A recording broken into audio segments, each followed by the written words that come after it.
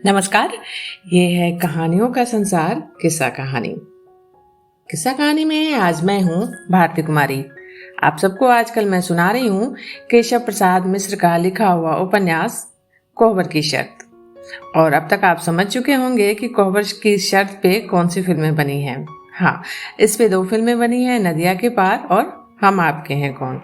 और नदिया के पार में की जो कहानी है, जो उसका दृश्यांकन है, वो बिल्कुल ऐसा ही है जैसा उपन्यास में है। पात्रों के नाम, गांव के नाम, सारी समानताएं आपको मिलेंगी अगर आपने नदिया के पार देखी है तो। और जो पिछला एपिसोड था उसमें अभी तक आप सुन चुके हैं कि गांव में गुंजा आ जाती है अपने बहन के ससुराल और वहां पे फगुआ यानी कि होली की तैयारियां शुरू हो जाती है। और ये जिस पिछले एपिसोड में आपने सुना, जो होली से एक रात पहले का वर्णन है, जिस रात होलिका दहन होता है, तो उस रात जिस क्षेत्र की ये कहानी है वहां पे ये नियम है कि स्त्रियां पुरुषों के पैरों में उपटन लगाती हैं, फिर उसे छुड़ाती हैं। उसको कहा गया है झिल्ली छुड़ाना। तो गुंजा लगाती है उपटन चंदन को। हालांकि उसकी भाभी लगा रही थी, लेकिन वो थक गई चूंकि वो गर्भावस्था में है, तो उसने गुंजा को कहा कि तुम ही लगा दो। और उन तीनों के बीच थोड़ी छेड़छाड़ चलती है और बहुत ही अच्छा सा माहौल बनता है वहां पर। तो अब आगे क्या एपिसोड आज सुनेंगे आप 8वां भाग। रात आधी बीती, पश्चिम की बारी में गांव जुट गया। होली की पूजा हुई, आग लगी, देखते देखते लपटें चिटक चिटक कर आसमान छूने लगी। लुकार जला जला कर लड़के भांजने लगे। गांव के बड़े बूढ़े इस ताक में थे कि लड़के दूसरे गांव के सिवान में बुझती हुई लुकारें ना फेंके। बाकी प्रौढ़ और जवान लाठी लिए इस पहरे पर थे कि दूसरे गांव वाले बुझती हुई लुकारें बलिहार की सीमा में ना फेंके। ऐसा विश्वास था कि अपने गांव की बुझती हुई लुकारें दूसरी सीमा में फेंक देने से नए साल का दुख दारिद्र्य दूसरे गांव में चला जाता था। इसलिए हर गांव वाले इस रात को अपने अपने सिवानों की कड़ी निगरानी करते थे, लाठियों से लैस, क्योंकि कभी कभी 2 गांवों में आपस में मारपीट भी हो जाती थी। गांव के बड़े बूढ़े इसी मारपीट को बचाने के लिए इस रात विशेष करके जब तक गांव के लड़कों की लुकारें पूरी तरह भंजकर बुझ न जाती जागते रहते। भोर हुई, गांव फगुआ खेलने जुट गया। दिन भर के लिए कटिया बंद हो गई। लोग दोने उत्साह से होली में लग गए। चंदन लोगों के गिरोह में घर घर द्वार द्वार घूमता रहा। पहले से ही उसने 8-10 लड़कों का एक दल बना लिया था और तय किया था कि इस वर्ष कीचड़, मिट्टी, गोबर से होली ना खेलने का प्रचार करेगा। इसलिए सबसे पहले उसके दल वाले गांव में घूमना शुरू हो गए थे। नौजवानों को हाथ जोड़कर समझा समझा कर मना करते रहे कि कीचड़ पांक की जगह होली रंग से खेली जाए।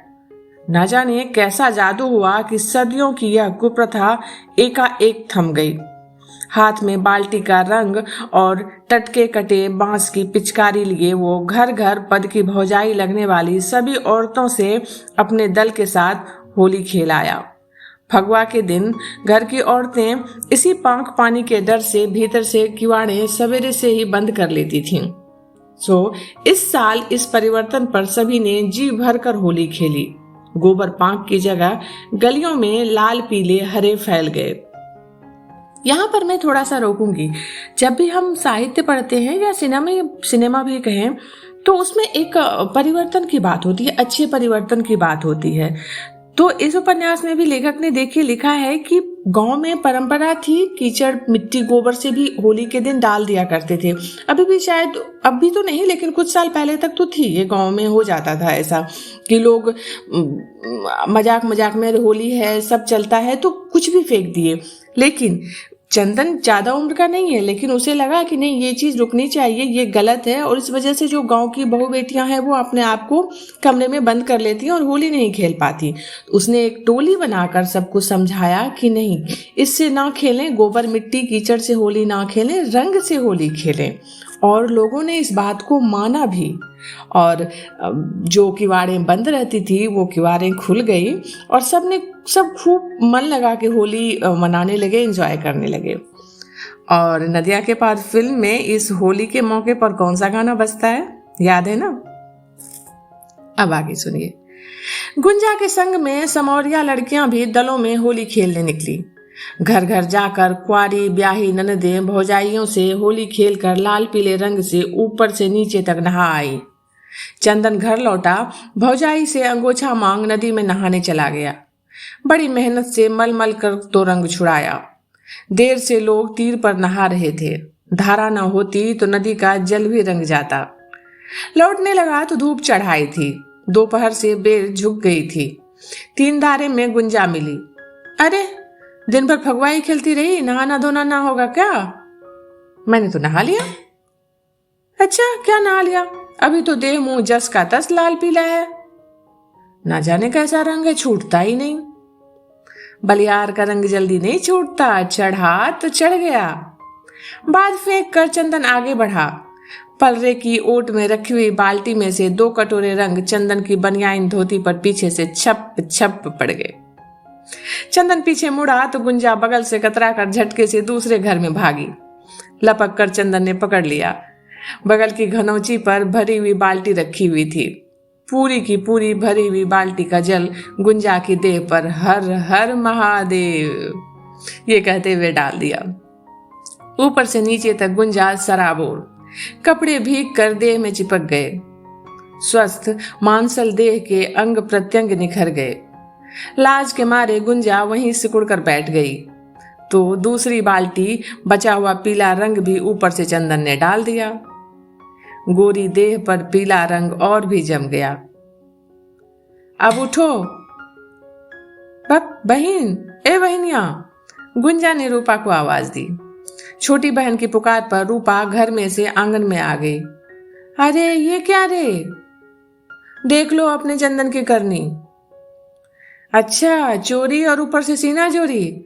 नहा धो के हम आए तो तुमने हमको नासा, ऊपर से भौजी से दुहाई करती हो। कौन किससे कम है? उठो चलो, मन न भरा हो तो हरे हंडे में रंग घोर के तुम दोनों को जी भर के छपक छपक कर लो तुम दोनों। गुंजा उठकर चली तो भींगी हुई फदर फदर करने लगी, मतलब भुनभुनाते हुए गई वो। भौजी, ये तो बाजा बजता है।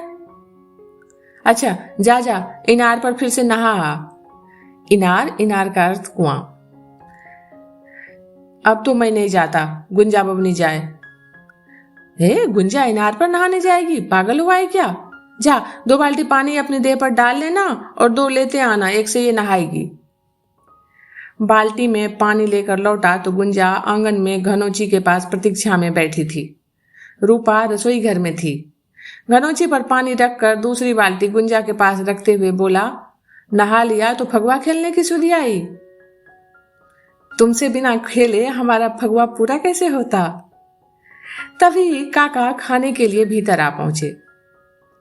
अभी मत खाना, मैं नहा कर आती हूं तब परसूंगी, तब तक काका को खा लेने दो, गुंजा जाते जाते बोली।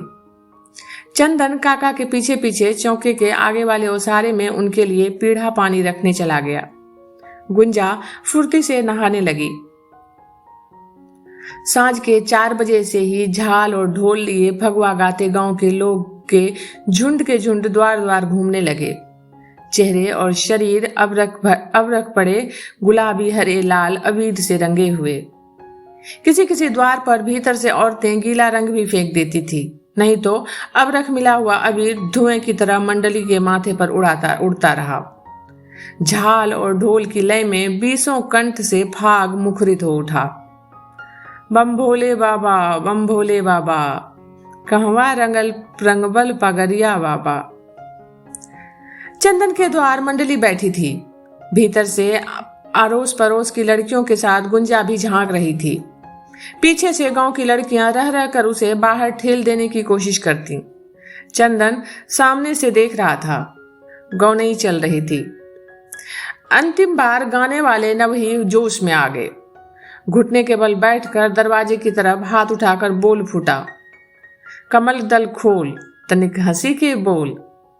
उसके बाद 2-1 दल और आए और अंत में नाच का दल आया, जोगिया गाने वालों का। पूरब टोला का उत्तिमा नचनिया बना था। मोग साड़ी पहनकर, पाउडर पूत कर, मुंह पर चमकती हुई बिंदिया और ललाट पर टिकुली, मांग में सिनुर भरे, पैरों में शेर भर के घुंघरू, पीछे गिरोह वाले ढोल झाल लिए और इन्हें घेर कर चलते हुए गांव के 50 लड़के। घूमते हुए चंदन के द्वार पर गोल जमा। ढोल तड़तड़ा उठा। जोगीरा की बोल फूटी, जोगी जी वाह जोगी जी धीरे धीरे, नदी के तीरे तीरे, अरे ओ कबीर सुनो रे कबीर। और उत्तिमा बीच की खाली जगह में जोगीरे की अंतिम बोल पर घड़ारी की तरफ फुर्र से सरक कर नाचने लगा। घुंघरुओं की आवाज पर ढोलक ताल देने लगा और जोगीरा चलता रहा। अरे रे कबीर सुन रे कबीर, जोगी जी देख सुनी के, मजे में आंख मुनी के, चली जाता दिना दिन, जोगी जी सर जोगी जी देह छोड़ के। 45 वर्ष का बूढ़ा उत्तिमा ढोल की ताल पर छूटता है तो नए नाचने वाले लौंडे भी मात हो जाते हैं। देह की सुधी बुद्धि ना जाने कहाँ चली जाती है। बस घंटे घंटे भर चिलम का दम मिलता जाए, फिर रात भर नचाते रहो। सांवरे हुए चेहरे पर पसीने की लकीरें पाउडर को धो देती हैं, लेकिन मुंह में भरे हुए पान के बीड़े देह में चाबी भरते रहते हैं। गांव की 2-3 नचनियां और हैं, लेकिन उत्तिमा की बराबरी करने वाला अब भी तक कोई नचनिया नहीं हुआ। नाच खत्म हुआ।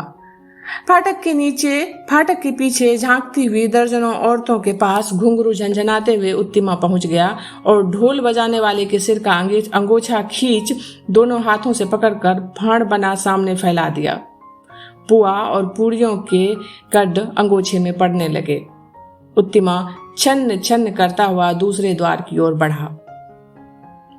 पीछे पीछे नचदेखुओं का झुंड हंसता गाता और शोर मचाता।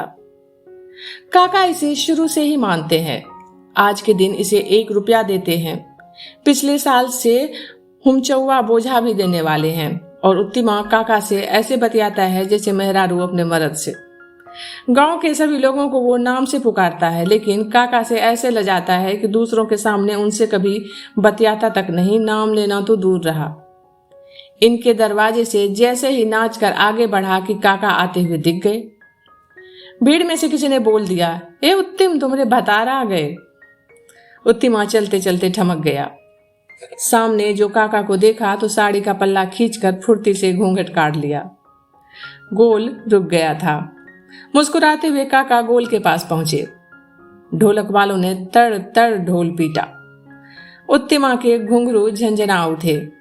बिजली की गति से उत्तिमा गोलाई से महीन काट से ढुरकने लगा। गले से गीत फूटा, हाजीपुर के हाट में हेराइल हो, मोरे नाक के झुलनिया, सासू मोरा मारे ननद गरियावे, सैया मारे बांस के कोई निया, सासू खोजवावे ननद खोजवावे, पिए ढूंढे नाक के निसनिया, हो मोरे नाक के झुलनिया। काका ने धोती के फेंटे से बंधा 1 रुपया निकाल कर सामने किया। अब मान जाओ जोगी जी, कोई भीड़ में से चिल्लाया। अजीब मुस्कुराहट से घूंघट निकालते हुए उत्तिमा काका के आगे थिरकने लगा। काका ने रुपया का निचला कोर पकड़ खड़ा करके उत्तिमा के आगे हाथ बढ़ा दिया। जोगी जी हाथ न छूना। उत्तिमा ने 2 उंगलियों से थोड़ा सा घूंघट हटाकर काका के बढ़े हुए हाथ से चांदी के रुपये को तिरछी आंखों से देखा। फिर बड़े अंदाज से बचाते हुए काका की उंगली छुए बिना उत्तिमा ने रुपया पकड़ा। काका ने रुपया छोड़ उत्तिमा की कलाई लात से झुककर झटके से अपनी कलाई छुड़ा गाते हुए उत्तिमा पीछे मुड़ा। संयम मोरा नादान रे, पकड़े मोर कलाई। एक साथ हंसती हुई भीड़ बोली, वाह जोगी जी क्या काट है। ढोल 5-7 बार टनक गया। गोल आगे बढ़ गया और काका अपने घर चले गए। आज का ये एपिसोड यहीं समाप्त करती हूँ। अभी आप सुन रहे थे भारती कुमारी की आवाज में केशव प्रसाद मिश्र का उपन्यास कोहबर की शर्त। जल्दी ही मिलती हूँ एक नए भाग के साथ। तब तक आप जुड़े रहिए किस्सा कहानी से।